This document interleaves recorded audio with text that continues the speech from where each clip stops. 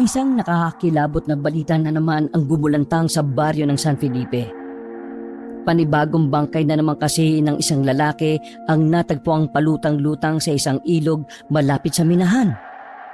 Ayon sa mga nakasaksi, mukhang wala pang 5 oras nang mapatay ang biktima. Dahil nang iahaw nila ang bangkay ay may lumalabas-labas pang dugo sa parteng katawan nito na may butas. Nung gabing yun, marami ang naghinala na baka panibagong kaso na naman yon ng aswang. Hindi naman kasi lingid sa kanilang kaalaman na ang kanilang lugar ay dating pinamumugaran din ng mga nilalang na yon. Uy pre, Napalingon si Ruperto sa nadaanan niyang tindahan.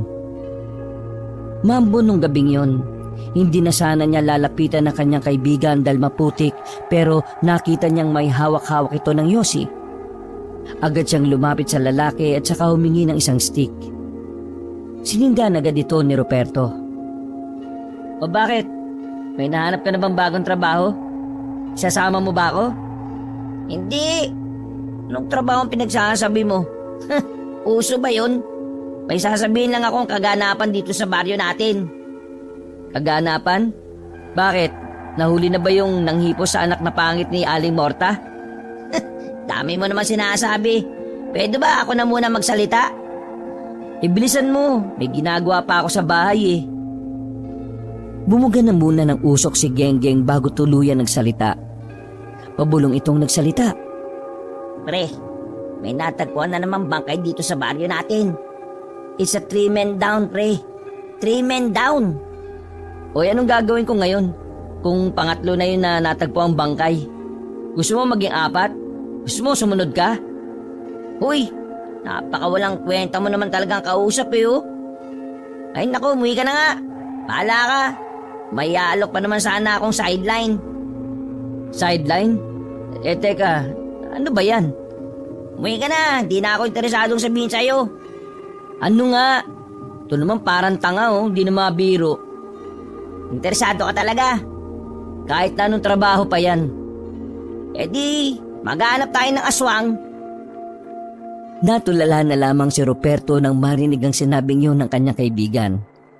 Hanggang sa makauwi siya ng kanilang bahay, ay iniisip niya pa rin kung papatusin niya ba ang alok ni Genggeng. Ayon kasi sa binata, naghahanap ng mga tao ang mayamang negosyante sa kanilang baryo. Lahat ng makakasama ay magdoronda gabi-gabi para hanapin at tugisin ng mga aswang. Kakaiba rin talaga yung pagiging adik ni Don Rody sa paghahanap ng aswang eh. Umabot na talaga siya sa puntong kailangan na niya maghanap ng mga tao. Nakakatawa. Dadamputin na sana ni Ruperto ang tasa ng kape sa lamesa nang biglang magsalita ang batang si Maloy. Nanggaling pa yun sa labas. Binitawan nito ang payong at seryosong pumasok. Anong nakakatawa sa gustong mahuli ang mga nilalang na nagdudulot ng perwisyo at kapraningan sa mga tao? Hoy, yan ka na naman sa pagiging bida-bida mo eh. Narinig mo lang yung sinabi ko eh, kung ano-ano nang sinasabi mo dyan. Hinihingi ko ba opinion mo? May karapatan ako magsalita depende sa kung ang sasabihin ko ay nakakasira ng tao, nakakasakit o nagdudulot ng kasamaan sa kaisipan ng isang tao. Oo na. Yan ka na naman eh, sa pagiging malalim mo magsalita. Tumayo si Ruperto at sa lubong ang kilay na kinausap ang bata. Sabi mo nga sa akin, hindi ka totoong bata no? Hindi ka totoong 9 years old. Bakit ganyan ka magsalita? Bakit ganito ako magsalita? Oras lang ang makakapagsabi sa'yo. Ha? Anong... Oy! Teka! Hindi na lumingon pa ang bata ng kusa nito umakyat sa taas. Napapailing na lamang si Ruperto sa mga pagkakataon na yun. Sa halos mag-iisang buwan na niyang kasama sa bahay ang pinsan niyang yon, hindi pa rin niya alam kung bakit gano'n ang kilos at pananalita ng bata. Basta noong mamatay ang nanay nito dahil sa aksidente, sa poder na nila iniwan si Maloy. Wala namang nagawa si Ruperto dahil mismong ina na rin niya ang nagdesisyon na doon tumira ang bata. Ay nako, Diyos ko naman. Kailan kaya uuwi ng Pinas si Mama? Hindi ko na yata kaya mamuhay ng may ganitong kasama na bata. Minsan nakakatakot ng kausapin eh. Nilaklak na lamang niya ang isang tasa ng kape at saka muling umupo. Dinukot niya ang dipindot na cellphone at saka sinubukang tawagan si Genggeng. Pero sa mga pagkakataong yon ay mahina na talaga ang signal sa kanilang baryo.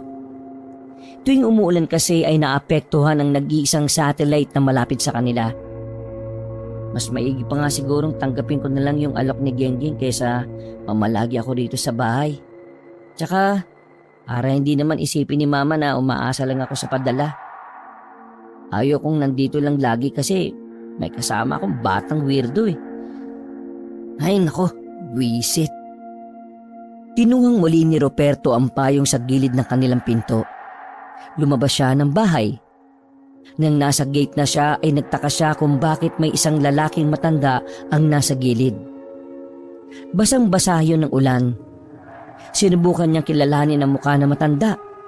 Pero dahil madilim sa parting yon ay hindi niya yun namukhaan. Bakit ka nagpapaulan dyan? First time mo lang bang mabasa ng ulan? Medyo bastos ang pagkakasabi ni Roberto. Pero kahit na ganoon, wala man lang tugon sa kanya ang matanda. Nanatili lang itong nakatayo sa gilid at nakayuko. Hoy! Umalis ka dyan! Baka mamaya pagkamalang ka pa magnanakaw. O baka naman magnanakaw ka nga. Wala ka mananakaw sa bahay namin, oh. Sinasabi ko sa iyo. Pero kung gusto mo, dalhin mo yung bata sa loob. Ayaw ko nandito yun sa bahay eh. Sa sinabing yun ni Roberto ay saka nag-angat ng tingin na matanda. Sakto naman na may dumaang tricycle. Natapatan ng ilaw ang mukha na matanda at sa hindi malamang dahilan, nakaramdam ng kaunting takot si Roberto nang makita niya ang mukha nito. Nakangiti ng nakakaloko ang taong yon. Kaya naman dumistansya ng bahagya ang binata. Ano bang kailangan mo? Umalis ka na nga dyan, baka sipahin pa kita eh. Tumatawa-tawa ng mahina ang matanda na maglakad na ito paalis. Hindi malaman ni Roberto kung ano ang mararamdaman niya. Basta ang naiisip niya noong mga oras na yon ay weirdo ang nakausap niya. Aalis na sana siya nang makita niyang nagmamadaling lumabas ang batang si Maloy. Ni hindi na rin ito nagpayong nang lumabas ito ng gate. Nasaan na yung matanda? Bakit? Lolo mo ba yon? Kung lolo ko siya, di lolo mo rin yun.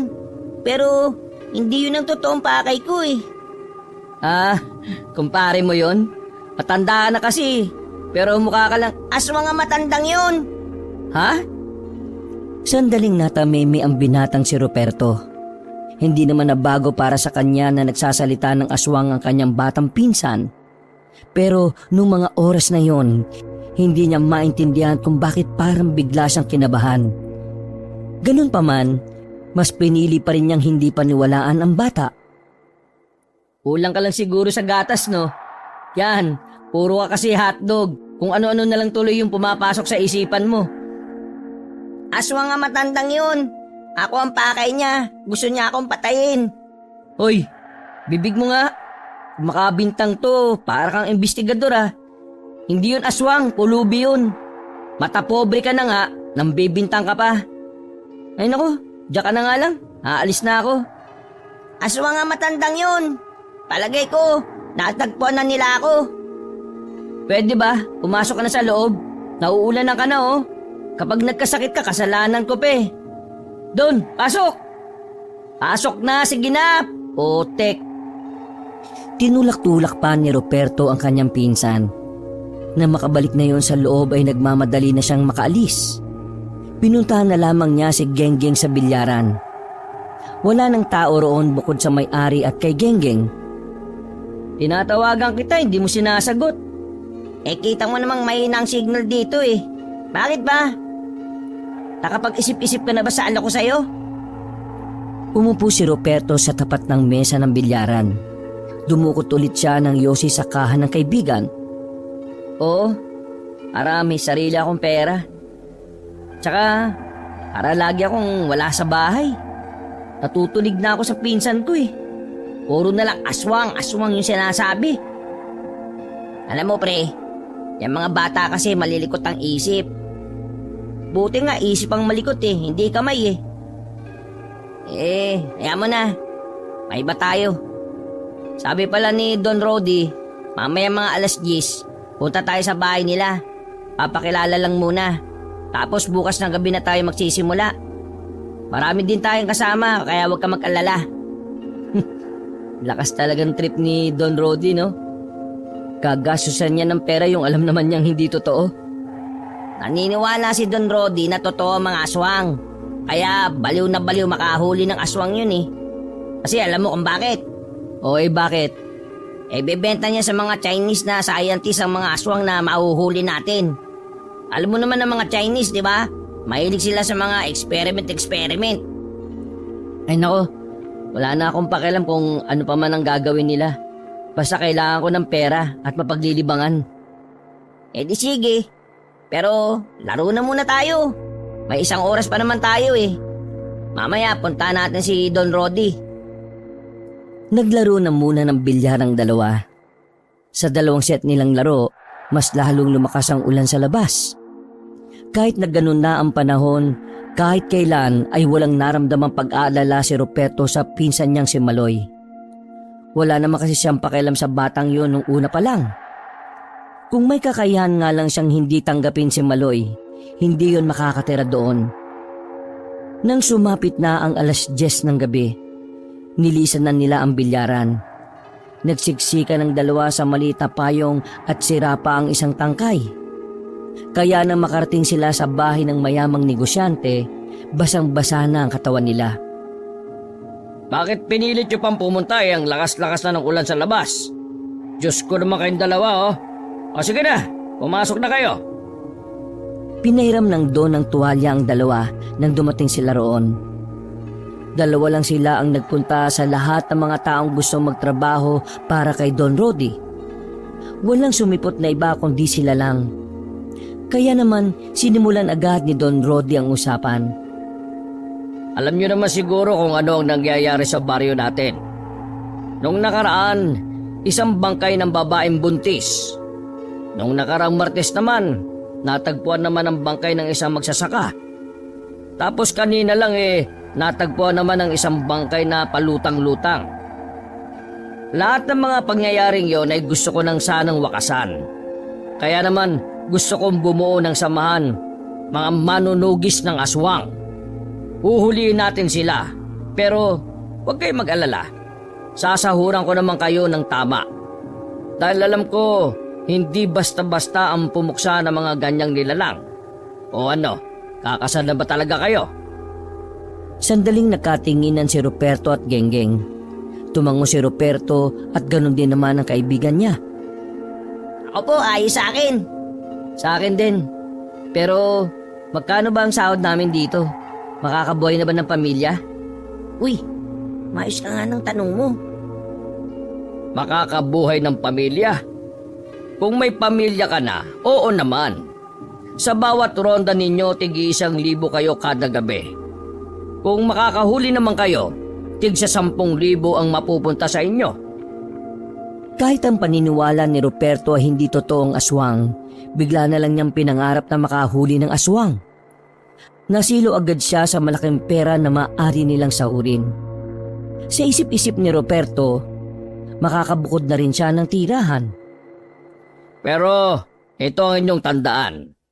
Ang pagpuksa sa mga aswang ay hindi basta-basta. Ito ay isang tungkulin ng kamatayan. Ha? Tungkulin ng kamatayan? Ano yun? Ibig sabihin, nasa kabilang buhay ang paa mo habang ginagawa mo ang tungkulin na ito. Ayos lang sa akin. Kaliwang pa lang naman pala Humitit ng tabako ang Don at saka nagdikwatro. Biglang sumeryoso ang mukha nito. Bagay na nagdulot ng kaba sa kanilang dalawa. Tumingin sa kanila ng makahulugan ng Don. Kung mamamatay kayo sa trabahong ito, wala na akong pakialam. Ang tagumpay nyo lang ang pakikialaman ko. Pero ang kamatayan nyo, X. Bye-bye, babu! Ngumiti na lamang si Ruperto. Medyo hindi niya gusto ang pagiging presko at cool ni Don Rody. Pero tinitiis na lamang niya yon. Nagagawa niya ngang tisi ng kawirduhan ng bata niyang pinsan, ang old school na ugali pa kaya ni Don Rody. Opisyal na ngang tinanggap ang magkaibigan para magtrabaho kay Don Rody. Tuwang-tuwa si Genggeng habang si Ruperto naman ay sakto lang. Medyo mahina na ang ulan nang umalis sila sa bahay ng Don. Sa kanilang paglalakad ay nadaanan nila ang isang bakura na may lamay sa loob. Taga rito pala sa atin yung pinatay eh. Kawawa naman yung pamilya, no? Pero ano kaya motibo ng aswang, no? Ano yun? Gutom lang siya? Bakit akong tatanungin mo wala naman akong alam sa aswang. Pumasok ka kaya dun sa loob at silang tanungin mo. Eh di parang binastos ko naman ang lamay, di ba? Alam mo naman pala Tara na nga, naantok na ako. Gusto ko na magpahinga. O sige, ingat ka. Baka habang buhay ka na magpahinga, ha? Pangarap ko pa namang masabihan ka ng rest in peace. Uy, kung ikaw kaya patayin ko? Ito naman, di ka na talaga mabiro. Nauna nang naglakad si Ruperto. Hindi na niya hinintay pa ang kanyang kaibigan. Nang makarating siya sa kanilang bahay ay sa baba pa lang nakaamoy na siya ng amoy ng kandila. Nagtaka si Ruperto kasi wala naman nakasinding kandila sa mga sandaling yun. Bigla na lang pumasok sa isipan niya ang pinsang si Maloy. Naku, naglalaro yata ng kandila yung tiyanak na yun Nagmamadali siyang umakyat pataas. Pinagkakakatok niya ng malakas ang pinto ng silid ng bata. Pero hindi siya nito pinagbubuksan. Hoy! Aloy!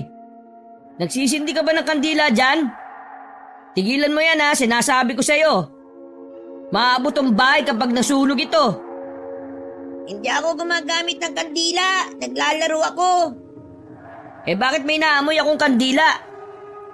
Biglang bumukas ang pintuan.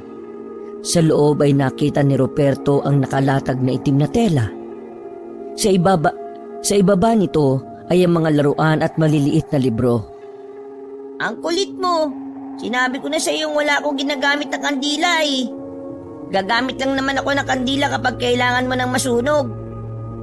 Oy, di ako nakikipagbiruan sa iyo Magsabi ka ng totoo. Kundi susumbong kita kay mama. Kung nakakamoy ka ng kandila kahit wala namang gumagamit nun, isa lang ang ibig sabihin nun. May kaluluwang nakapaligid sa iyo.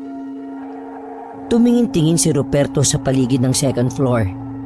Nang mapadako ang tingin sa dulong bahagi, nakaramdam siya ng takot.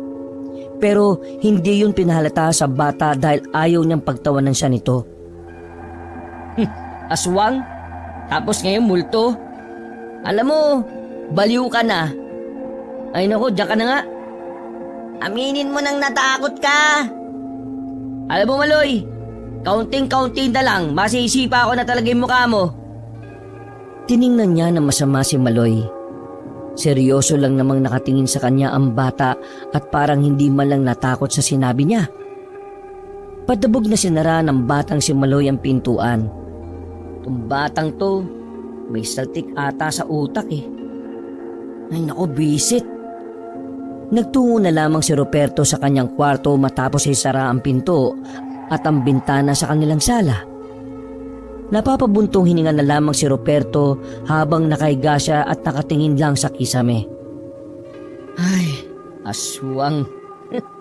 Kalokohan. Niyakap na lamang ni Ruperto ang unan at makalipas lang ng ilang minuto, nakaramdam na ng antok ang binata. Nakatulog na siya ng tuluyan ng dahil sa lamig ng klima at sa katahimikan na meron ng lugar. Pero dakong 2:00 ng madaling araw, biglang naalimpungatan ng binata nang maramdaman niya na parabang may umaaligid sa kanilang bahay. Dinig na dinig kasi ang mga tapak ng mga paa. Bisit, sino ba yung mga yun? Nung oras na nagtatakbuhan pa yung mga siraulo. Nakapikit mata pang bumangon ng kama ang binata. Binuksan niya ang bintana. Sumilip siya sa labas. Pero wala naman siyang nakitang kahit na isang tao. Dahil doon, tuluyan ng namulagat ang kanyang mga mata. Takang-taka siya. Napapaisip kung guni-guni niya lang ba ang kanyang narinig. Meron talaga akong narinig kanina eh. Langya naman no.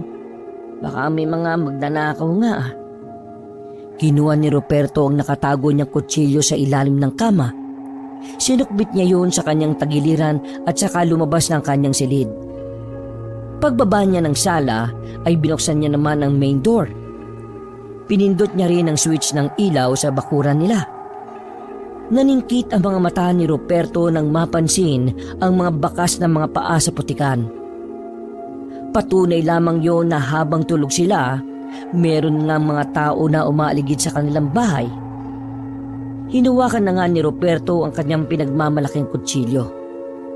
Tumayo siya sa harapan ng main door at saka matapang na nagsalita. Kung sino man kayo dyan, magpakita kayo sa akin. Isa-isa lang oh, patay kung patay. Pero wala naman siyang nakuhang tugon mula sa paligid. Nakakaramdam na siya ng kaunting kaba. Pero dahil sa kanyang iniingatang pride, hindi siya nagpapahalatang takot.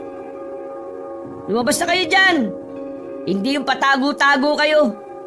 Paano tayo magpapatayan? Huwag ka nang magsalita na parang kayang-kaya mong pumatay nang kahit isa man lang sa kanila.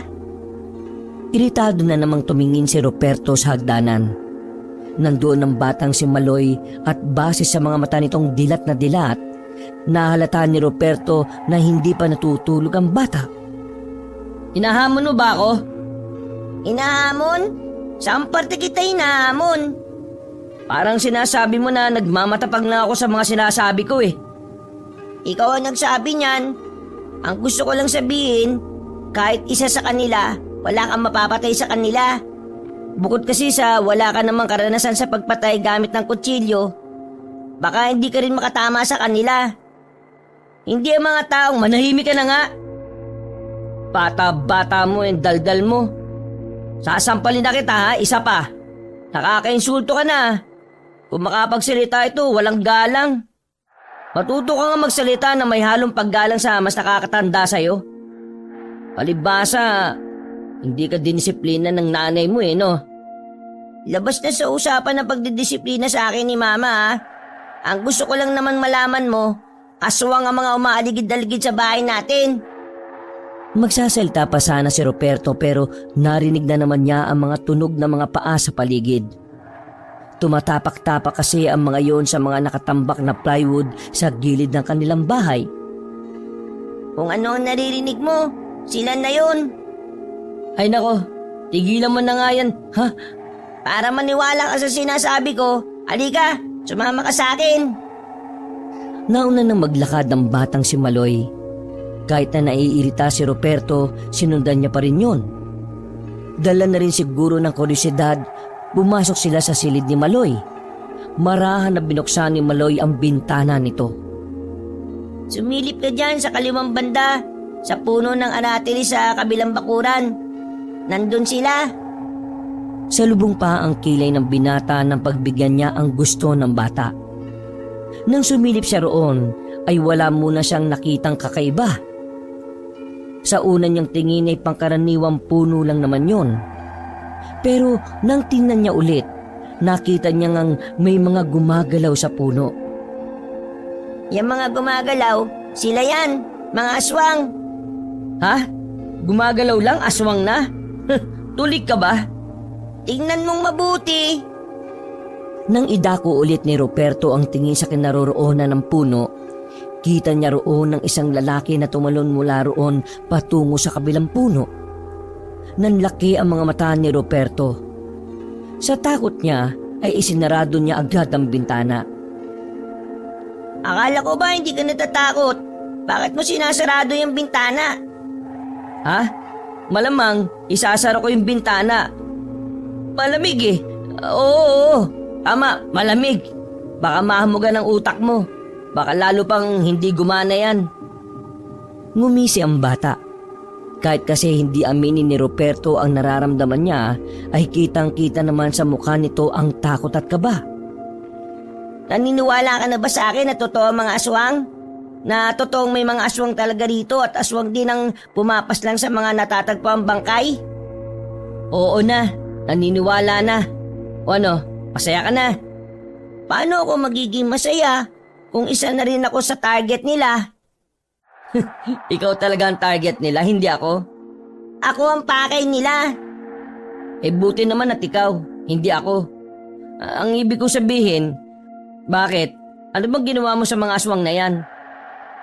Oras lang ang makakapagsabi. Puro ka oras lang ang makakapagsabi. Tingnan mo, oh. Ikaw pala ang habol ng mga aswang na yon. Baka mamaya, pumasok ka dito at madamay pa ako. Huwag kang mag-alala. Alam ko naman na wala kang magagawa laban sa kanila kaya gumawa ako ng paraan para hindi sila makapasok. At kung ano yon, huwag mo nang alamin. Hindi mo rin naman ako maintindihan kahit ipaliwanag ko eh. Ano bang palagay mo sa akin, tanga? Oo! Napanganga si Ruperto. Hindi niya inaasahan na yun ang isasagot ng bata. Kukutusan na sana niya ang bata pero bigla na lang nilang naramdaman na may naglalakad sa itaas ng bubungan. Kampanting ngumiti si Maloy at humiga sa kama. Kinuha lang nito ang malit na libro at saka nagbasa. Di ba sabi aswang ang nasa labas? At yung nasa bubungan natin? Eh bakit pa-relax ka lang dyan ha? Isa lang naman akong bata eh. Wala akong kayang gawin. Diyos ko naman, mamumuti lahat ng buko sa batang ito eh. Nanatili na lamang siya sa silid ng bata sa takot na baka siya naman ang puntahan ng aswang. Hindi niya rin naman magawang humingi ng tulong sa mga kalapit nilang kapitbahay. Kilala kasi siya ng mga yon na hindi naniniwala sa mga aswang. Kaya iniisip niyang baka pagtawanan lang din siya ng mga yon. Nakatulog si Ruperto sa sahig ng silid ni Maloy.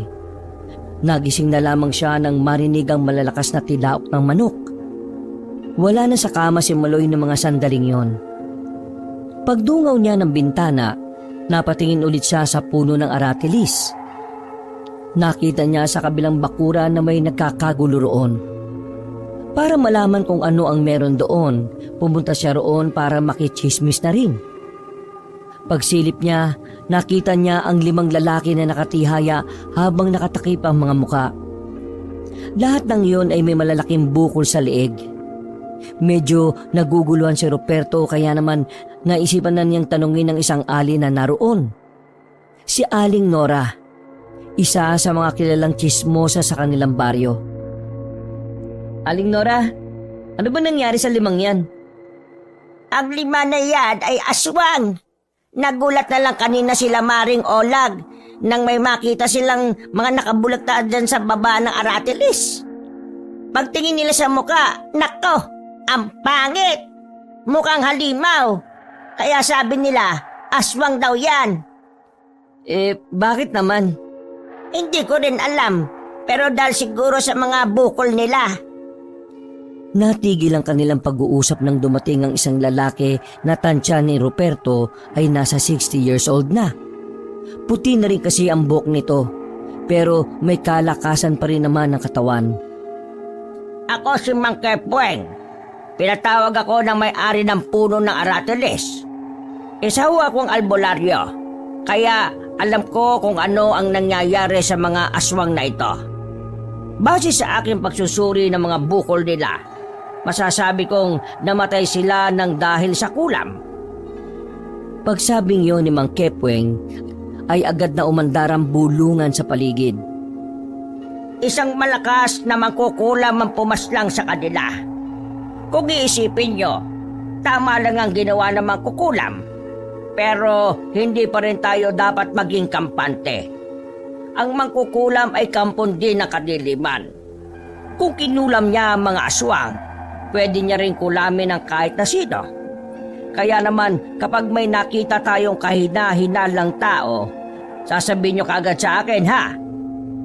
Nang sa ganun malaman natin kung mangkukulam ba siya o aswang.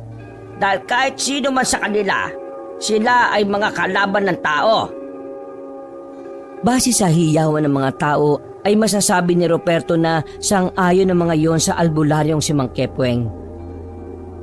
Tahimik lang si Ruperto ng mga oras na yon. Iniisip niya na yung mga aswang na nakita nila Maloy noong madaling araw. Ang hindi niya lang alam ay kung sino ang kumukulam sa mga aswang na yon. Makalipas ang ilang oras, tuluyang kumalat sa kanilang baryo ang nangyari sa 5 aswang. Hinayang na hinayang naman si Don Rodi nang mabalitaang hindi niya maaaring kunin ang mga bangkay ng aswang. Dahil pag sumapit ang araw ay susunugin na rin yun ng namumuno sa barangay. True ba yan? Nasa song niya muna ang aswang bago sila na dead matela? Uy, para kang tanga. Bakit ganyan ka magsalita? Nagpa-practice lang ako maging bading para mas madali ako makadikit sa mga babae. Pero ano ba talaga nangyari? Wala na ako sa mood magkwento. Puntahan mo na lang ako sa bahay mamayang gabi kapag aalis na tayo. 1 linggo ang nakalipas, marami na ang nangyari sa kanilang baryo. Nakapagsimula na si Ruperto sa pagtatrabaho kay Don Rodi. Nakasahod na siya ng medyo malaki-laki kahit na wala pa naman silang nahuhuling aswang. Samantalang sa baryo naman nila, nagkaroon na ng paghahanap ng mangkukulam sa pamumuno naman ni Mang Kepweng. Bagong albularyo na bigla na lang lumitaw sa kanilang lugar. Hindi ba parang isang malaking kabobohan yung ginawa ng mga tao sa atin, no? Sa halip na aswang ang hanapin nila kasi yun ang delikado, ang hinahanap nila ay ang mangkukulam. Eh yung mangkukulam nga yung pumatay dun sa 5 aswang, di ba? Ibig sabihin, tinutulungan tayo ng mangkukulam. Naglakad na sila patungo sa kagubatan nung gabing yon. Yun na ang pang-8 araw na roronda sila sa gubat. Eh yun naman ang sinabi ng albularyo eh. Mas marunong ka sa albularyo eh, mas may alam naman yun sa'yo. Kahit ako rin, uunahin ko muna ang mangkukulam. Ang mga aswang, kapag inatake ka, makikita mo at makakadepensa ka pa. Eh ang mangkukulam, hindi mo alam kung paano ka dedepense kasi hindi mo naman alam kung nasaan siya. Pero, common sense lang pare. Kasi kung masama ang mangkukulam, dapat kung sino-sino na lang yung kinukulam niya sa atin. Pero bakit yung mga aswang na yung kinukulam niya? Eh, tanong mo sa mangkukulam para malaman mo. Ay nako, manahimik ka na nga. Papasok na tayo sa gubat. Tumigil sila sandali sa bukana ng kagubatan. Kanya-kanya na nilang inilabas ang mga mahahabang patalim na binigay sa kanila ng Don. Kanya-kanya rin silang dala ng mga flashlight. Sana naman may mahuli na tayong aswang para tiba-tiba na. Nang makapag-ayos na silang lahat, ay sinimulan na rin nilang maglakad papasok sa loob. Kampante at kalmado lamang sila na naglalakad nung oras na yun. Dahil tulad ng mga naunang gabi, iniisip nila na wala pa rin silang makakasagupang aswang. Pero kalahating oras lang ang nagdaan, nakarating sila sa minahan. Malapit lang kung saan natagpuan ng bangkay ng biktima ng aswang. Tumingin-tingin muna sila sa paligid. Wala namang mga taong naroon kung kaya't agad din naman silang lumapit. Dahil sa pag-aakalang umuwi na ang mga nagmimina doon, naisipan nilang pumasok sa loob ng tunnel. Pero nasa bungad pa lang sila ay nakita na nila ang 2 lalaking trabahador. Wakwak ang tiyan ng isa, samantalang ang isa naman ay puro kalmot ang buong katawan. Naghihingalo pa yun. Biktima na naman to ng aswang oh. Buhay pa yung isa! Buhay pa! Tara, tulungan natin! Nagpresenta ang isang nilang kasama na buhatin ng lalaking naghihingalo. Pero nang iangat nila yon, ay nalaglag ang isang braso nito sa lupa. Doon lamang nila napagtanto na sa dami ng hiwa at kalmot ng lalaki sa katawan, kaunting galaw lang ay hihiwalay na ang ibang parte ng katawan nito. Napilitan na lang silang ibaba ang lalaki. Ilang segundo lang ay tuluyan na itong nalagutan ng hininga. Kabado at nanlalaki ang kanilang mga mata noong mga sandaling yon. Lalong-lalo na nang marinig nila ang mga tunog na ik-ik sa paligid. May aswang na! Magsenta kayo, may aswang! Natatarantang nagsitago ang mga kasamahan nila. Banas na banas si Genggeng noon dahil halos lahat natakot. Sa halip na labanan at hulihin ng mga aswang, nawala ang mga angas na mga yon. At kabilang naroon si Ruperto na mas nauna pang nagtago sa likod ng mga halamanan. Kuy, anong ginagawa ninyo? Bakit kayo nagtatago? Hindi ganito ang trabaho natin. Kailangan muna natin malaman kung kakayanin ba natin sila o hindi. Mas madaling sabi, naduduwag kayo. Sinasayang niyo yung binabayad sa inyo nito ni. Di ko pala matapang eh. Bakit hindi mo mag-isang labanan yung aswang? Lalabanan ko talaga ang aswang. At kapag ako nakahuli, wag na wag kayo makikihati ah. Matapang na lumabas si Genggeng sa pinagtataguan nila. Binalikan nito ang katawan ng minerong wala ng buhay. Hawak-hawak lamang ni Genggeng ang itak habang nagmamasid sa paligid. Makailang segundo lang ang lumipas, isa-isang naglabasan ng mga aswang mula sa kadiliman. Dahan-dahang napapaatras si Genggeng. Habang si Roberto naman ay mga duwag na nanunood lamang sa nangyayari. Nang makita ni Roberto na malapit na ang mga aswang kay Genggeng, hindi na siya nakatiis pa. Kahit natatakot ay matapang din siyang lumabas. Tumakbo siya sa kinaroroonan ng kaibigan. Napatigil ang mga aswang sa paglapit nang sumunod naman ang iba nilang kasamahan. Kita nilang parang natakot ang mga aswang kaya sinamantala na nila ang pagkakataon. Nilusob nila ang mga aswang. Mabibilis na gumapang ang mga aswang paalis. Pero nataga ni Genggeng at Roberto ang isang aswang na aakyat na sana ng puno. Pagbagsak ng aswang, agad nilang sinakloban yun ng lambat. Huli ka, Balbon! Kung akala nila ay patay na ang aswang na yon, kaya naman kampante silang pinasok na ang aswang sa loob ng sako. Tuwang-tuwa sila noong mga sandaling yon. Dahil sa wakas, matapos ang 8 gabi nilang pagdoronda, nakahuli na rin sila. Di ba ang sabi ni boss, buhay man o patay basta madala natin sa mansyon? Eto na, tiba-tiba na. Nagmamadali silang umalis ng kagubatan. Pagkarating nila ng mansyon, agad nilang pinakita kay Don Rody ang dala-dala nilang aswang. Tuwang-tuwa ang matanda nang makita ang aswang na inilatag sa mahabang lamesa. Wala ng buhay ang aswang na yon. Yan ang gusto ko sa inyo mga bata.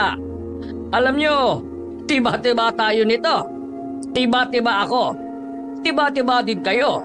Tiba-tiba din tayong lahat. Boss, magkano ba bibili ng Chinese yan? Secret. Huwag nyo nang alamin. Ang mahalaga, marami tayong pera bukas. Ano nang gagawin natin dyan, boss? Pupunta ba mga Chinese dito? Hindi. May kukunin ako mga tao na magdadala niya sa kanila. Pero sa ngayon, may kukontakin lang akong albularyo. Ipapasuri natin kung anong klase ng aswang ito. Meron akong kakilalang magaling na albularyo. Sa ngayon, pumasok muna kayo sa loob at magpaluto kayo ng kahit na anong gusto niyong pagkain. Sa sobrang tuwa ay nagpalakpakan pa sila Roberto. Kung ano-anong pagkain na lang ang pinaluto nila sa mga kasambahay. Kumuha rin sila ng mga alak at bahagyang nag-inom. Dakong 12:00 ng gabi, dumating na ang albularyong si Kepweng. Habang abala ang iba nilang kasama sa pagdiriwang, lumabas si Roberto at Genggeng. Pinuntahan nila kung saan nakahilata ang wala ng buhay na aswang. Nakita nilang naroon na rin ang albularyo na kausap ni Don Rody. Siya nga pala, Kepweng. Itong dalawang ito ang nanguna sa paghuli ng aswang na yan. Magandang gabi po. Umaga na pala. 12:00 pa lang. AM na pre, hindi na PM. Ay, kayo pala magiting at matapang na humuli sa nilalang na ito. Sa hindi malamang dahilan, nakita ni Roberto na parabang may galit sa mukha ni Kepweng. Para itong nainis bigla nang makita sila. Pagtingin niya ulit sa albularyo, nakangiti na yun sa kanya. Nagtaka si Roberto. Naisip niya na baka guni-guni niya lang na nakita niyang masama ang mukha ng albularyo. Pero aminado si Roberto na hindi maganda ang pakiramdam niya kay Kepweng. Hindi naging madali ang ginawa namin. Delikadong tunay. Pero kung tutulungan niyo kami, Mang Kepweng, baka matuto pa kami kung paano lumaban sa mga aswang. Magandang ideya yan, Roberto. Ano sa tingin mo, Kepweng? Pasensya na, Don Rody. Pero sa ngayon wala akong sapat na oras para magturo. Masyado akong abala sa paghahanap kung sino nga ba ang mangkukulam sa baryo. Hindi na napigilan pa ni Genggeng ang kanyang sarili. Naisipan na niyang itanong ang kanina pa gumugulo sa isipan nito. Mang Kepweng, kung hindi niya po mamasamain bakit mas inuuna niyo pa yung mangkukulam? Samantalang ang mga aswang naman po ang mas nagdudulot ng panganib sa mga tao. Sa katunayan, bago namin mahuli ang aswang na yan meron nga po kaming nakita mga namatay sa minahan. Hindi malaman ni Kepweng kung ngingiti ba siya o hindi. Parang bigla itong na-corner sa tanong na yun. Hindi napaghandaan ng albularyo kung ano ang tamang isasagot sa tanong na yun. Ganun pa man, nakakuha pa rin ito ng maayos na dahilan. Alam niyo, Don Rodi, kayong dalawang binata, may mga nagtanong na rin sa akin yan at isa lang ang isinagot ko. Mas mahirap kalaban ng mangkukulam. Hindi natin alam kung nasan sila. Kahit anong oras ay pwede niya tayong kulabin. At alam niyo ba kung bakit niya kinulam ang 5 aswang? Hindi siya kumakampi sa atin. Ginawa niya lang yon dahil kailangan niya ang aswang. Sa tuwing may mapapaslang kasing aswang ang isang mangkukulam, mas lumalakas ang itim na salamangka na ginagamit nila. Naisip niyo ba na baka nagpapalakas lang siya bago niya puntiryahin ang mga tao? Tumango na lamang si Ruperto. Kahit na ang totoo ay wala naman siyang gaanong naintindihan. Si Don Rodi naman ay napapasang ayon na lang din. Masyado kasi itong bilib sa salita ni Kepweng. Habang si Genggeng naman ay parang hindi pa rin kumbinsido. Pero mas pinili na lamang nitong manahimik. Huwag kayong mag-alala. Sa oras na mahuli ko ang mangkukulam na yan, itong mga aswang naman ang isusunod ko. Ngumiti ng malapad si Kepweng sa kanila at pinagtuunan na ng pansin ang aswang na nakahiga sa mahabang lamesa. Don Rodi, ang aswang na ito ay pangkaraniwan lamang na tiktik. Pero hindi na rin masama. Hindi madaling makahuli ng aswang. Pero sakaling makahuli kayo o makapatay kayo ng malalakas na aswang, sabihin nyo sa akin.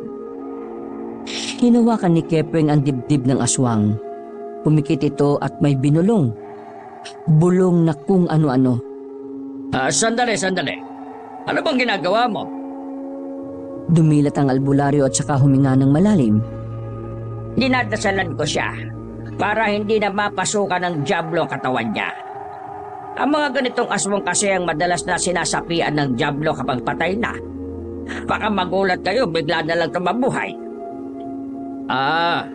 Ganun ba? Nako, maraming salamat naman. The best ka talaga. Tumango-tango na lamang si Kepweng, habang si Ruperto naman at Genggeng ay tahimik lang sa gilid.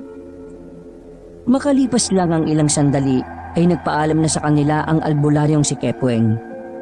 Bago pa yun lumabas ng gate, tumingin pa yun kay Genggeng.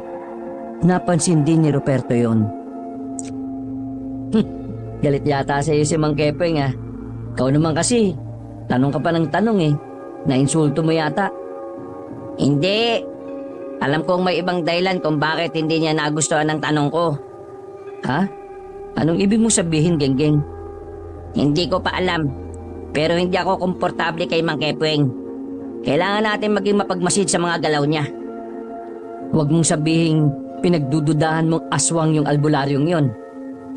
Baliw ka ba? May aswang bang albularyo? Natigil ang kanilang pag-uusap nang lumapit sa kanila si Don Rodi. Nakangiti itong tinapik sila sa balikat. Bakit kayo nandyan? Tara, magdiwang tayo sa loob. Mag-inuman tayo.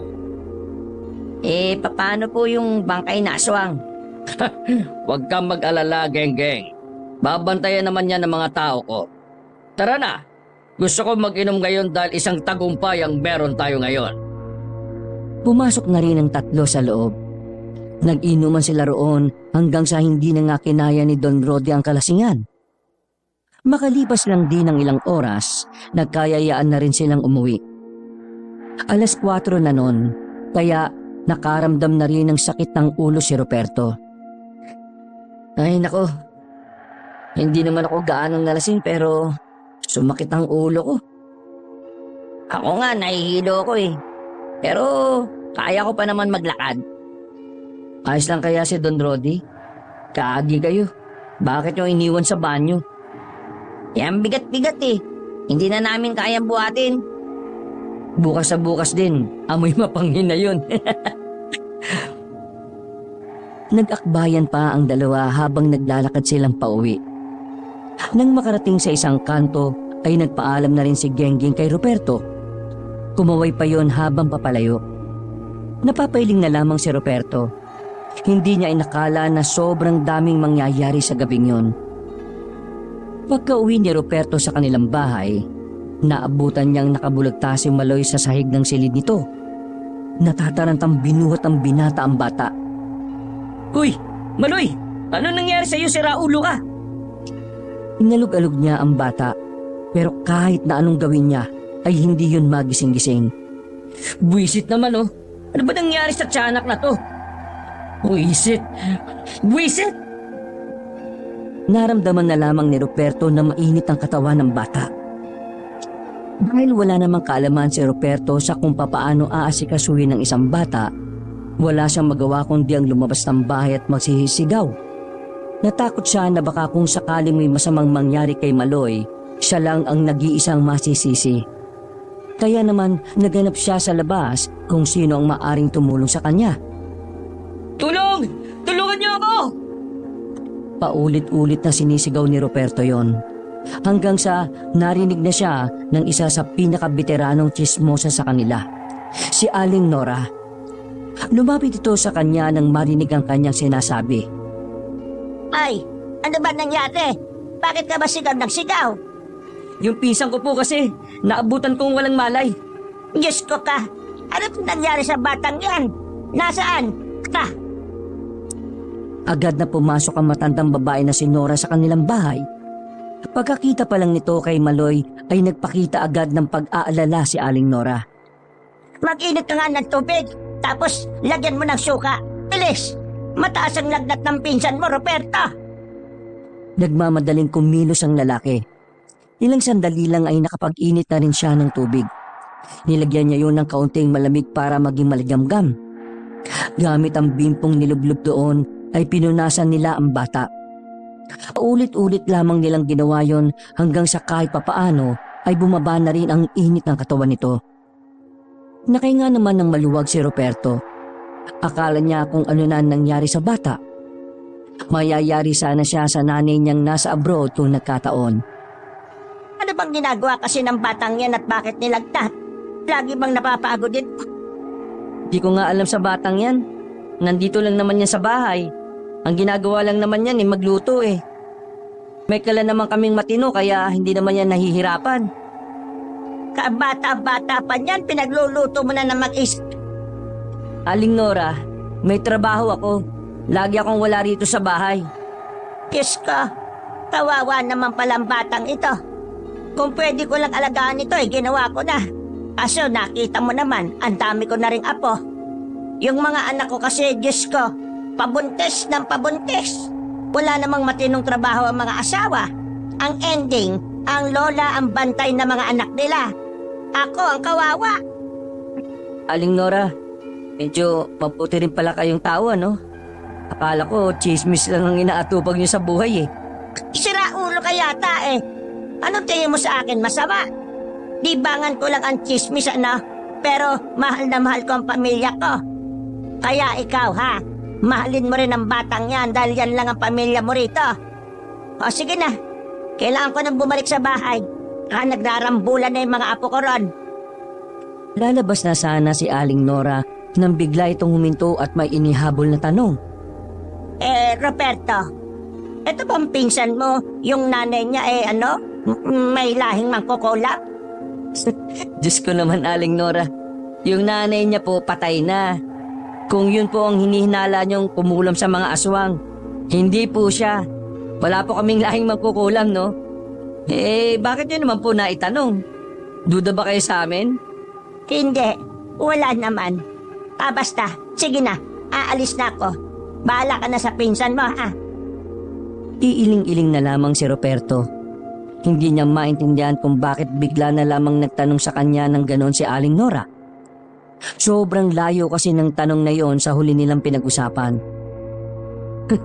Baliw din yata si Aling Nora. Paano niya naisip na may lahing mangkukulam yung nanay nito? Wala naman kaming lahing mangkukulam. Muli niyang binalikan ng tingin si Maloy. Tulog na tulog pa rin ito.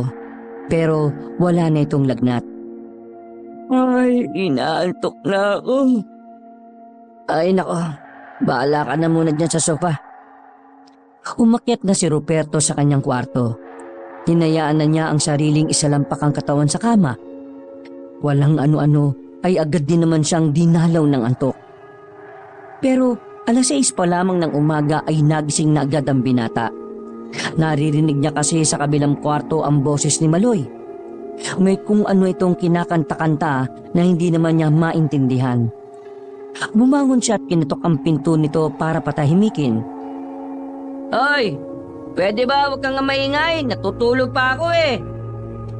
Binuksan ni Maloy ang pinto at tumingin sa kanya ng makahulugan. Oh, mukhang okay ka na. Nagbabaliw-baliwan ka na naman eh. Maraming salamat sa pagkasikaso mo sa akin ha. Pakisabi na rin kay Aling Nora, maraming salamat. Di naman marunong ka magpasalamat. Pero ano pa nangyari at bakit ka hinimatay? Sandaling yumuko si Maloy. Parang nahihirapan itong sabihin kung ano ang totoo. Pero pinilit ito ni Ruperto. Kailangan mo sabihin kasi pareho tayo mayayari kay Mama kapag may hindi pala magandang nangyayari sa'yo.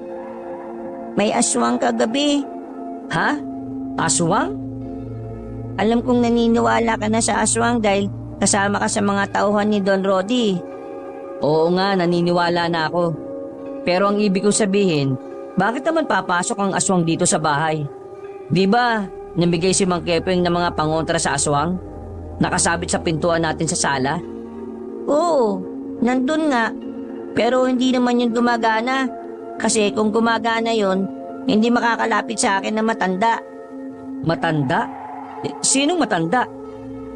Yung matandang nakausap mo sa tapat nung malakas ang ulan. Lumapit siya sa akin. Nagbago ng anyo pagpasok niya. Bakit ka nawala ng malay? Sinapak ka ba niya o sinipasan mo ka? Hindi niya ako mahawakan dahil sa suot kong pangontra. Sinubukan niya akong isailalim sa hipnotismo. Pero hindi niya nagawa. Dahil doon, nawalan na ako ng malay. Walang yang aswang na yan ah. Dapat siguro, wag ka na muna rito sa bahay. Ayos lang ako dito sa bahay. Hindi naman sila makakalapit sa akin eh. Wag mo akong intindihin. Hindi naman kita iniintindi no.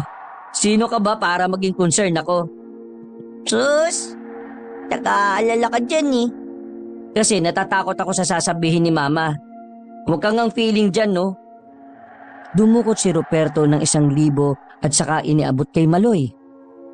Maaga akong alis ngayon ha. May asikasuhin kami ni Genggeng sa mansyon ni Don Rodi.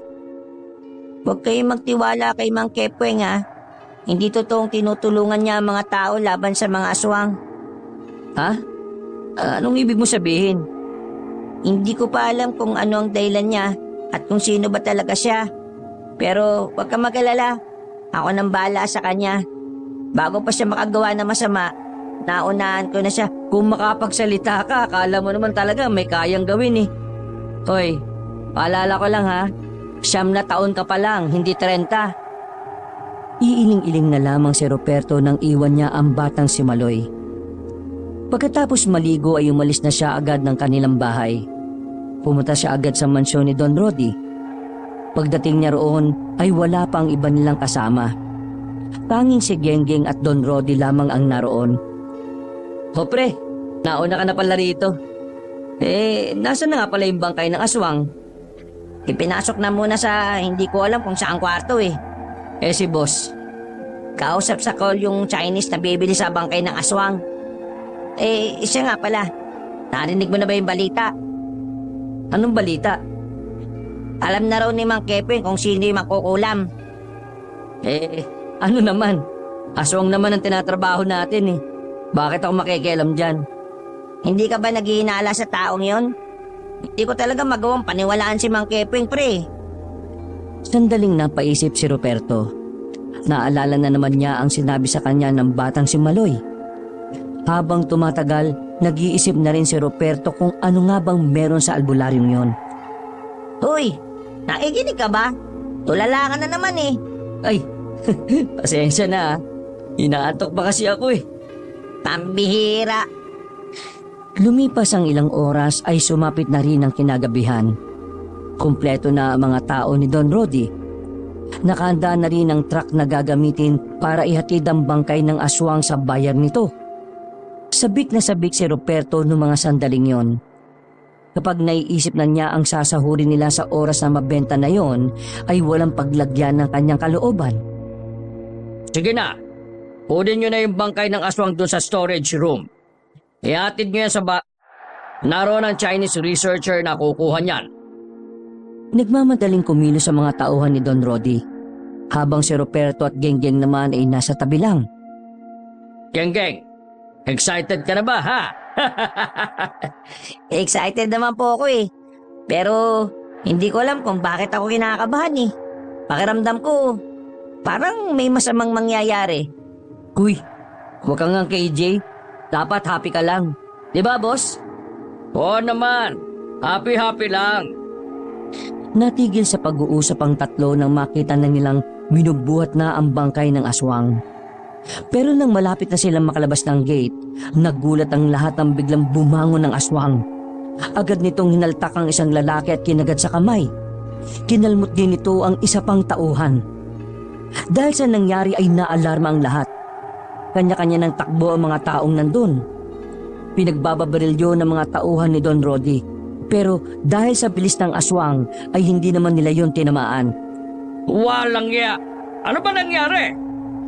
Malakas talagang pakiramdam ko na merong ginawa si Mang Keping sa aswang na yan eh, kaya nabuhay eh. Ano siya, Diyos? Kayo, lahat kayo, habulin niyo ang aswang. Tayin niyo ulit kung kinakailangan. Nagsitakbuhan palabas ng mansyon ng mga tauhan ni Don Rody na may daladalang mga baril. Naiwan naman si Ruperto at Genggeng sa tabi ng Don. Boss, anong gagawin namin? Tawagin niyo si Mang Kepweng. Sabihin niyo na nakawala. What? Huwag na tayo magtiwala sa kanya. Hindi niya tayo tinutulungan. Malakas ang kutob ko na meron siyang ibang ginagawa eh. Pareho kayo ng kutob ng pamangkin ko. Ganyan ba kapag parehong buang? Hindi ba kayo nag-iisip? Tingnan niyo nga. Mas inunin niya pang mahuli yung mangkukulam ng aswang kaysa sa mismong aswang. Parang mas pinoprotektahan niya yung aswang na wag makulam eh. Parang may punto ka nga, Genggeng. Pero para lang ha. Pero sige, hindi na natin hihingin ang tulong niya. Ang gagawin natin ngayon, hanapin ang aswang na nakatakas. Hintayin niyo ako rito, sasama ako sa inyo. Ilang minuto lang ang nakalipas ay nakabalik na rin ang Don. May daladala na itong mahabang baril. Ang dalawa ay ibinigay nito kay Ruperto at Genggeng. Tinanggap agad naman nila yon. Wala silang sinayang na oras.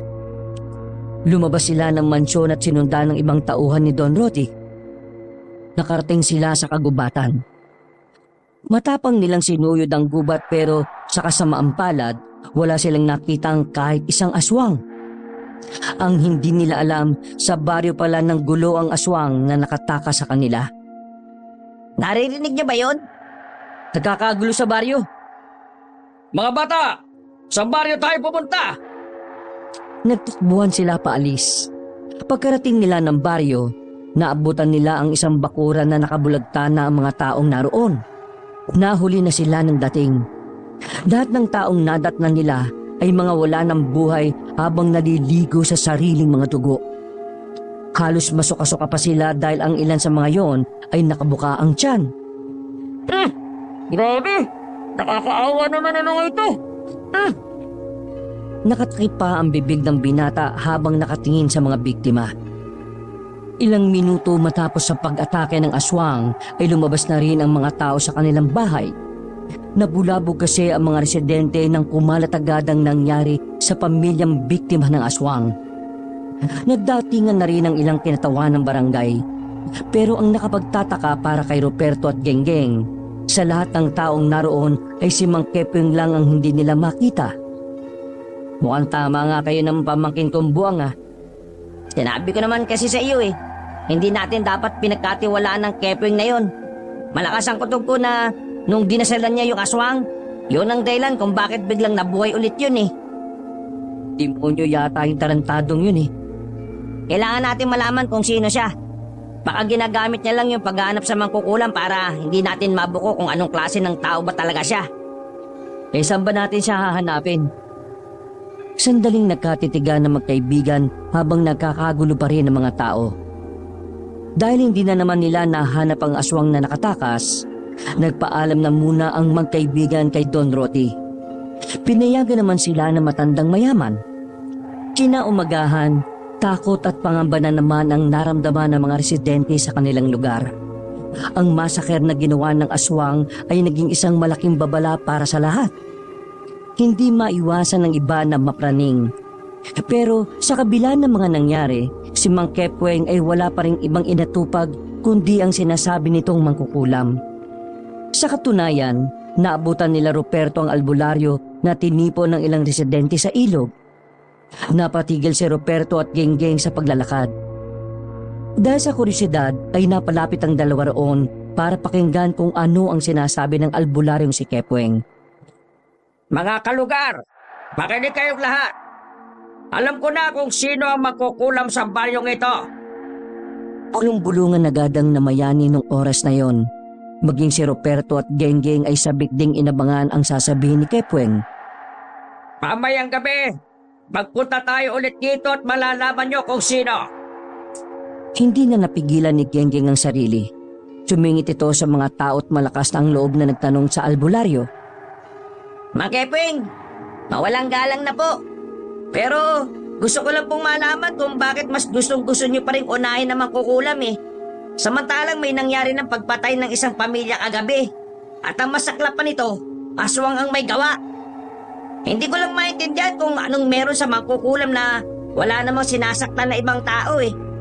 Pero pinag-iinitan mo siya ng pinag-iinitan. Habang ang mga aswang, malayang gumagala-gala lang dito sa atin at nambibiktima pa.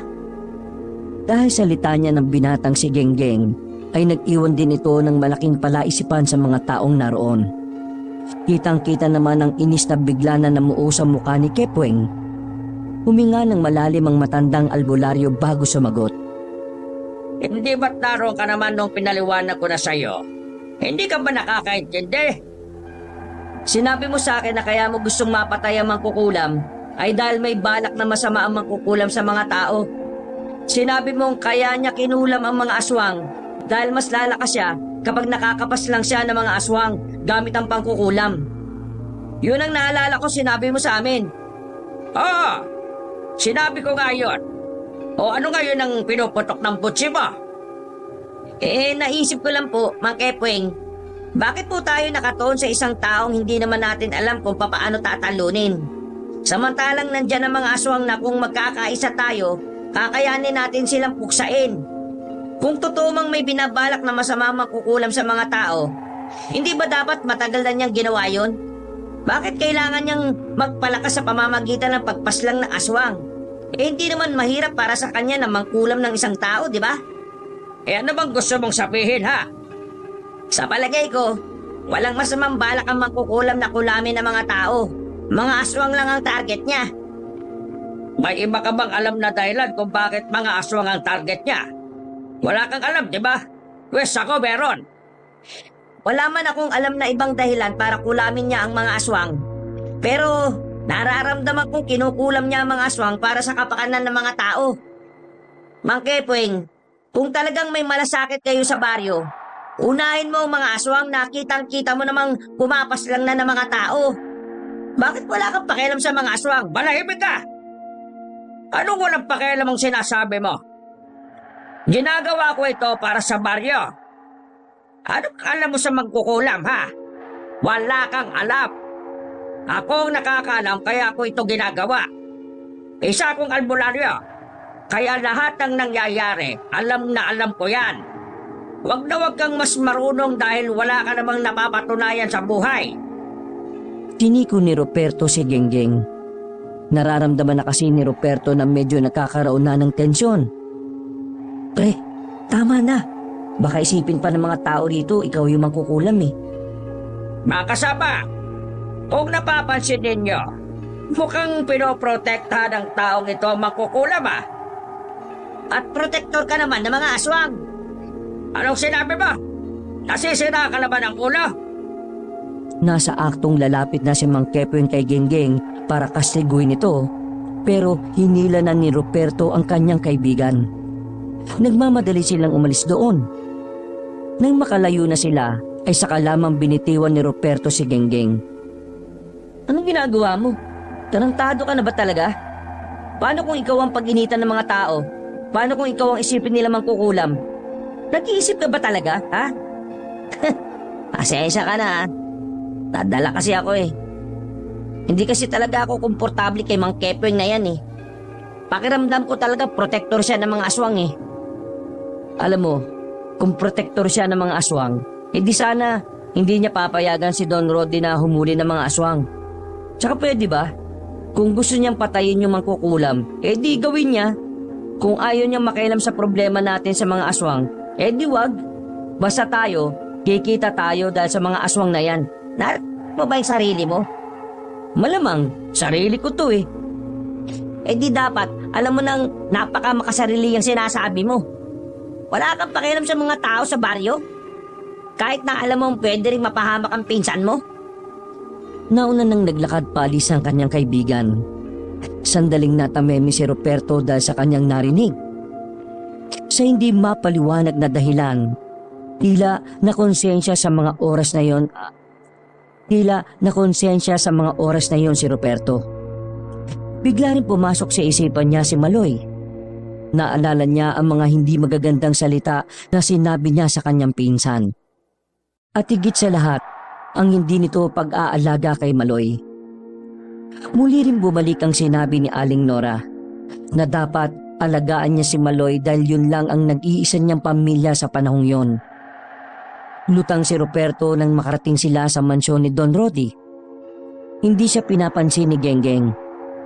At dahil mas mataas pa sa bundok ang pride ni Ruperto, hindi niya rin yun pinansin. Wala naman silang gaanong ginawa sa mansyon buong maghapon. Umambay lang sila roon at pinakinggan ng paulit-ulit na mura na kanilang boss. Nangihinayang kasi ito dahil ang aswang na magiging pera na sana ay naging bato pa. Pagsapit ng 6:00 ng gabi, pinaalis na muna sila ni Don Roddy. Kaya naman naisipan na lamang ni Ruperto na umuwi sa kanila at magpahinga. Ilang araw na rin kasi siyang laging puyat. Habang naglalakad pa uwi, rinig niya sa mga residente na sa mismong gabi din na yon, pupuksay na nila ang mangkukulam sa baryo. Sa puntong yon, napaisip na rin si Ruperto. Naisip niya kasi na halos lahat ng atensyon ng mga residente ay nasa mangkukulam na dapat ay sa aswang sila mas nababahala. Sino kaya yung mangkukulam na yun? Bakit aswang lang yung kinukulam niya at hindi niya kulamin yung mga tsismosa? Oops! Madadamay pala si Aling Nora.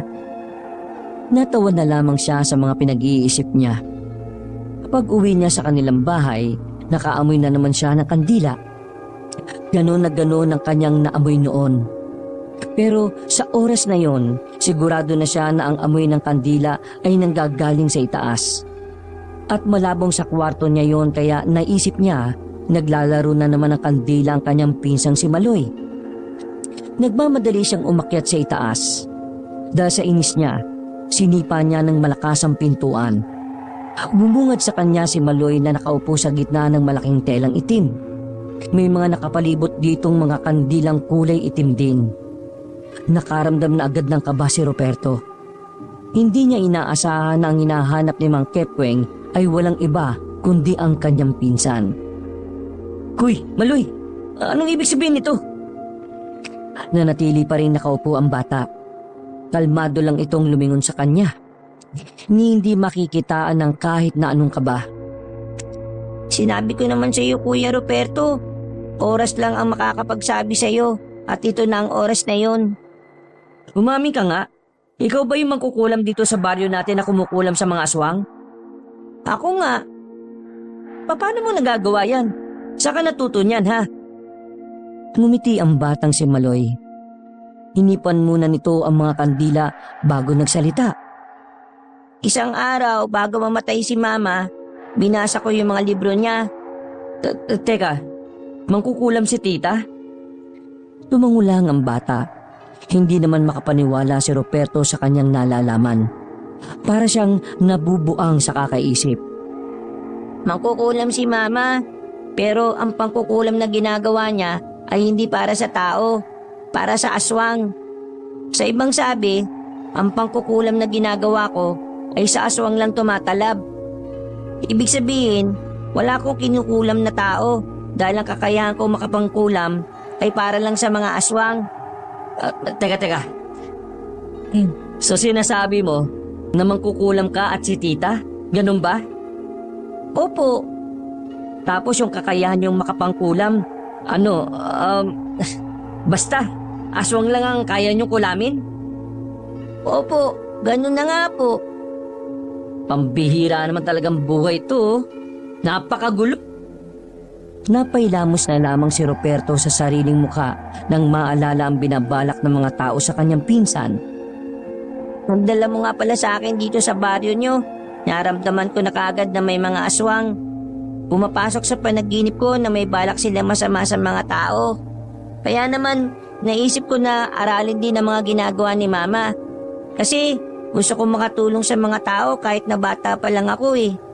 Gusto ko magamit ang salitang pangkukulam para sa kabutihan. Oo na. Ginamit mo nga sa kabutihan ng pangkukulam. Pero alam mo bang kung ano mangyayari sa'yo ngayon? Pupuksain ka nila. Galit ang mga tao sa... Galit sila sa akin dahil sa mga sinabi ni Mang Kepweng. Iliton niya yung mga tao. Sinadya niyang pag-initan ako para hindi mamalayan ng mga tao ang ginagawang hakbang ng mga aswang. Oy. Ano na naman yung sinasabi mo? Para ka talagang si Genggeng eh. Niliis ni Mang Kepweng ang isip ng mga tao dahil isa siyang aswang. Ha? Hindi ba albularyo siya? Nagpapanggap lang siya na albularyo. Pinapaniwala lang niya ang mga tao na may malasakit siya sa pamamagitan ng pagbibigay ng mga pangontrang wala namang silbi. Hanggang sa hindi na namamalayan ng mga tao, gagawin na rin silang aswang. Kuya Ruperto, si Mang Kepweng ang leader ng mga aswang. Niloko niya ang mga tao. Ngayon, ako ang pinag-iinitan niya dahil alam niyang isa akong malaking banta sa mga aswang. Marunong kang mangulam ng mga aswang, di ba? Eh di, ulamin mo na sila lahat para tapos na. Bata pa po ako eh. Hindi pa ako dalubhasa sa pangkukulam ng aswang. Pero itong ginagawa ko ngayong gabi, para ito kay Mang Kepweng. Ang hindi ko lang alam kung kailan ito tatalab. Kaya kailangan gumawa na rin kayo ng paraan para matugi sa mga aswang at si Mang Kepweng... Ha? Natigil ang pagsasalita ng bata nang marinig nilang sumisigaw sa labas si Aling Nora. Agad na bumaba ang magpinsan para harapin yon. Aling Nora, bakit? Ano kailangan nyo? Diyos ko, umalis kayo rito, Roberto. Doon muna kayo magtago sa pwesto ko sa palengke. Papunta na rito ang mga tao. Tutugisin nila si Maloy. Alam na nila ang tungkol sa pagiging magkukulam mo, iho. Kaya, kailangan nyo nang umalis dito ngayon din. Halika kayo, sumunod kayo sa akin. Hindi na makatanggi pa ang magpinsan nang mauna nang maglakad si Aling Nora. Tinaak nila ang daan kung saan hindi na gaanong nadadaanan ng mga tao sa ganoong oras. Ang kaso nga lang, nakasalubong nila roon ng ibang tao na pinamumunuan ni Mang Kepweng. May mga dalang sulo ang mga yon. Mga kasama, yun ang mangkukulam, ang batang yan. Isang mangkukulam yan. Natatarantang bumalik ang mga yon. Pero pagtingin nila si pinanggalingan nila ay may mga tao na rin paparating. Mabuti na lang dumating si Genggeng at Don Rodi na sakay ng van. Huminto yun at bumukas ang pinto. Sumakay na kayo, bilis! Aling Nora, sumama ka na! Nakasakay sila at nakaalis naman sila roon. Nakahinga ng maluwag si Ruperto. Noong mga sandaling yon ay alam na rin ni Genggeng at Don Rodi ang tungkol kay Maloy. Wisit na Kepweng yan. Siya palang aswang. Nilusob nila kaninang mansyon kasama ang iba pang aswang. Mabuti na lamang dumating itong si Genggeng. Habang nagmamaneho si Genggeng ay pasimpleng tinapik ni Ruperto ang kaibigan sa balikat. Nakita niya sa salamin na tumangulang din yun sa kanya. Hindi sila makalabas ng baryo. Mukhang alam na kasi ng mga aswang na tatakas sila. Kaya lahat ng dadaanan nila ay may nakabara ng malaking troso. Boss, pangatlong kalsada na to, pero lahat nakasarado na. Hindi ba natin kayang buhatin ang mga nakatumbang puno na yan? Masyadong malalaki yan, boss. Wala tayong choice, pabalik tayo. Diyos ko, Panginoon, gabayan mo siya, anak me. Kung lakarin na lang kaya natin. Masyadong delikado. May kasama tayong matanda at bata. Isa pa, hindi natin alam kung may naghihintay na aswang sa dulo ng kalye na yan. Wala tayong magagawa, Ruperto. Kailangan nating sumugal. Kung hindi, mamamatay lang tayo ng walang saysay. Eto, umawa ka ng baril. Ikaw rin, Genggeng.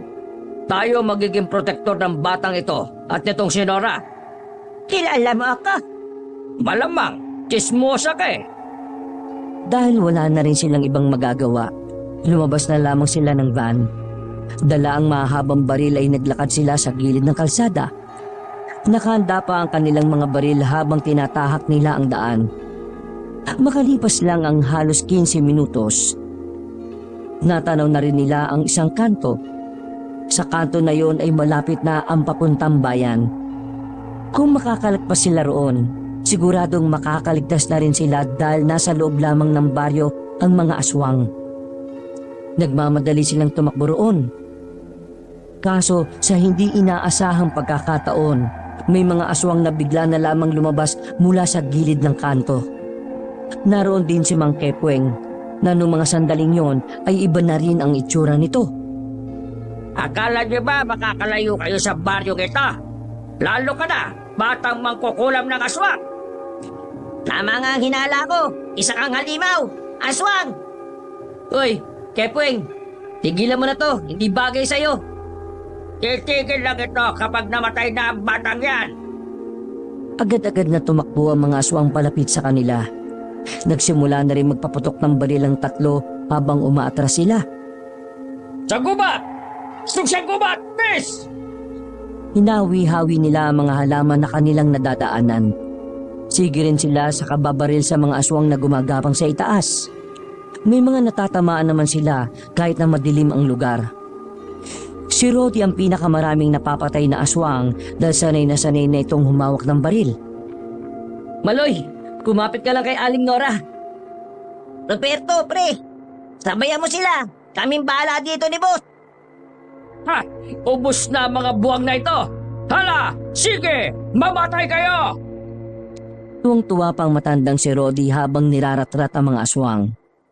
Ganun pa man, hindi pa rin nila masabing nakakalamang sila. Dahil kahit na may mga nababawa sila sa mga aswang, ay may mga dumadagdag pa rin. Mauubos din niyang mga yan mamaya! Laban lang! Kakatakbo nila ay tumagos na sila sa kabilang kalye. Hindi na nila alam kung saan napatungo ang daan na yon. Ang mahalaga lamang sa kanila ay hindi maabutan ng mga aswang na humahabol sa kanila. Bakit yung kasi ako sinapa? Nagbigat tuloy ako. Hinihingal na si Aling Nora ng mga sandaling yon.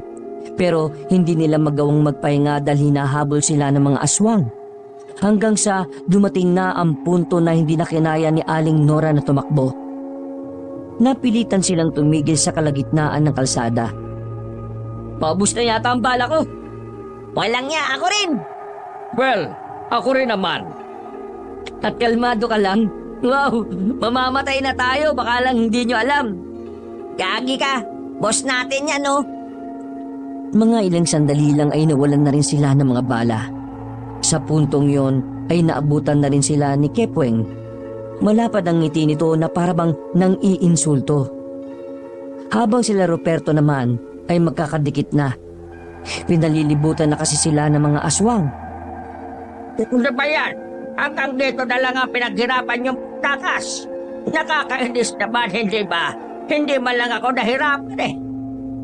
Kepweng, nakikiusap ako sa'yo. Itigil mo na ito.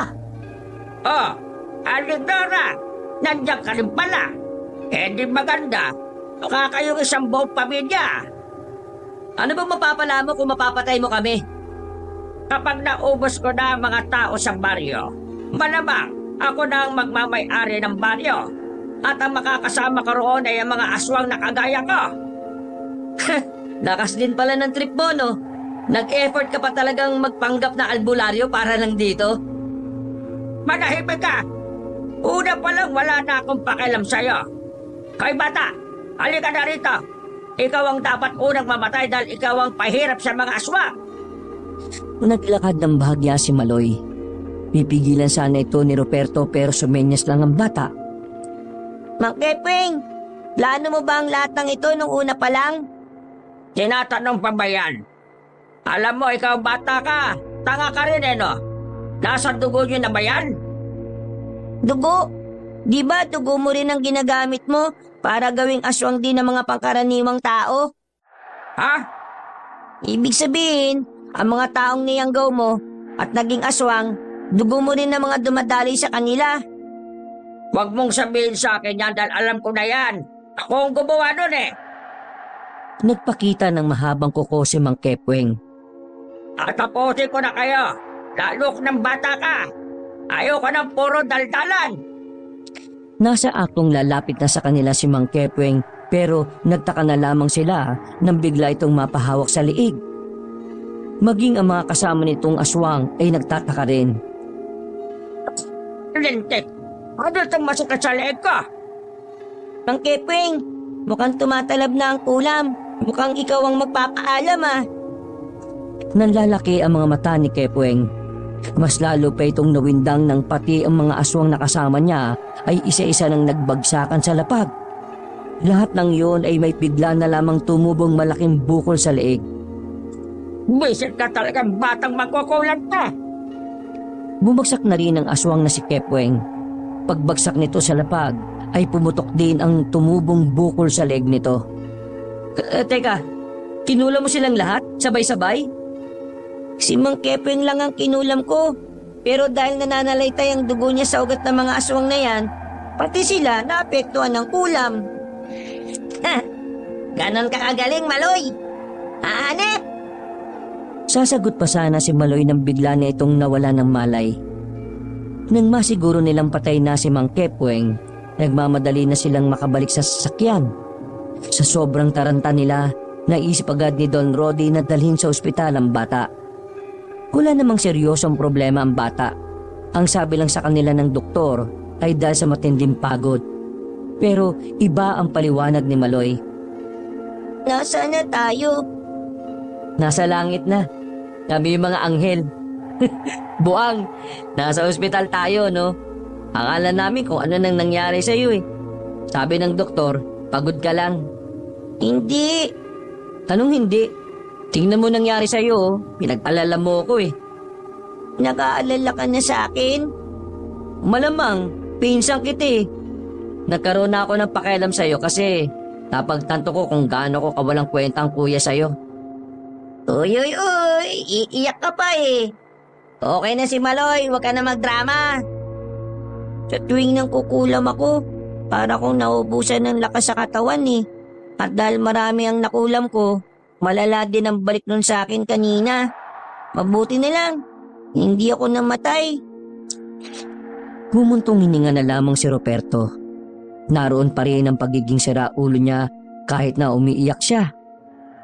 Nakalabas naman sila ng ospital. Pagbalik nila sa baryo kinaumagahan ay wala na ang mga aswang. Pinaliwanag naman nila ang katotohanan sa lahat ng residente. Naintindahan naman ng mga yun ang ginawa ni Maloy. Makalipas ang 1 linggo, tuluyan ang nakalaya sa kamay ng mga aswang ang baryo. Inilalang mga bayani ng baryo si Maloy. Ganon din naman ang magkaibigang binata at ang 2 matanda. Sa kanilang mga naranasan, naisipan naman ni Don Rody na bumuo ng samahan na lalaban sa mga aswang sakaling may lumusob ulit. At ang sama na yon ay pinangunahan naman ni Ruperto at Genggeng. Tinigilan na rin ng matandang babae ang pagkakalat ng chismis sa tulong ng Don. Nakapagpatayo na lang din ito ng malaking tindahan sa palengke Samantalang si Maloy naman, sa halip na ipagpatuloy ang ginagawang pangkukulam sa mga aswang, nag-aral na lamang ito kung papaano maging albularyo. Maganda ang kinahinatnan ng kanilang mga buhay. Pero kahit na ganoon, hindi nila kinalimutan ang kanilang tungkulin na protektahan ang kanilang baryo. Kahit na ano pa man ang kaya nilang gawin. Hoy Maloy, magmula ngayon, kuya na itatawag mo sa akin ha? Bakit kuya? Anong bakit? Malamang, pamilya na tayo ngayon. Kung hindi pa ako muntikan mamatay, hindi mo ko ituturing na pamilya? Kaya nga 'di ba, sorry na. Suri na. Ang mahalaga naman sa ngayon gusto kong bumawi sa'yo. Marami akong pagkukulang hindi lang bilang pinsan mo, kundi bilang kapamilya mo na rin. Kaya sana hayaan mo akong magpakakuya sa'yo. Sige na nga kuya. Niyakap na lamang ni Ruperto ang kanyang pinsan. Hindi niya inakala na si Maloy ang magiging dahilan kung bakit siya naging matinong tao. Wakas,